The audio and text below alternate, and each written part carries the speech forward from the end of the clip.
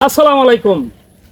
24 লক্ষ মানুষ যে ভিডিওটা দেখছিল এর রিভিউ ভিডিও দিতে গিয়ে গতদিন আমি এই গাছগুলা গ্রাফটিং করার ভিডিও দিয়েছিলাম আপনাদের সামনে। এই যে দেখেন, এই একটা বিজির গাছ আমের, এটাকে এখানে কেটে আমরা 3টা সায়ান বসিয়ে দিয়েছিলাম। এর মধ্যে 2টা মাশাআল্লাহ কুশি চলে আসছে।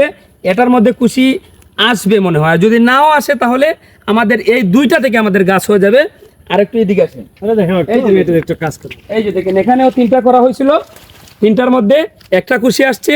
এটা কিন্তু গর্জিয়াস একটা কুশি আসবে, যেটা দেখা যাইতেছে যে চোখটা অনেক বড়। এর মধ্যেও এটাও মনে হয় মিস হতে পারে, কোনো সমস্যা নাই। এই 2টা থেকে আমাদের কাঙ্ক্ষিত জাত, কাঙ্ক্ষিত গাছটি হয়ে যাবে। অনেক ভাই অনেক বোন বলছিলেন যে গাছটা মনে হয় নষ্ট হয়ে যাবে, আপনারা যে গ্রাফটিংটা করছেন এটা হবে না। আজকে তাদের সামনে এর বাস্তব প্রমাণ।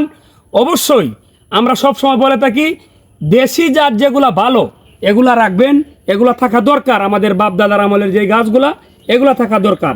এখন যেই গাছটার মধ্যে আম টক হয়, আমের মধ্যে পোকা লেগে যায়, এই গাছটাকে যদি আপনি পরিবর্তন করতে চান তাহলে গুড়ায় কাটতে হবে। এখানেই আমাদের কাজ। আমাদের কথা হলো গাছটা গুড়ায় কাটবেন না, গাছটাকে নষ্ট করবেন না, মধ্যখানে কেটে দিবেন। আমাদের ভিডিও দেখে দেখে আপনারাও গ্রাফটিং করে আপনার গাছটাকে বাঁচিয়ে রাখবেন এবং উন্নত জাতের আম এর থেকে খেতে পারবেন। ভালো থাকবেন, আল্লাহ হাফেজ।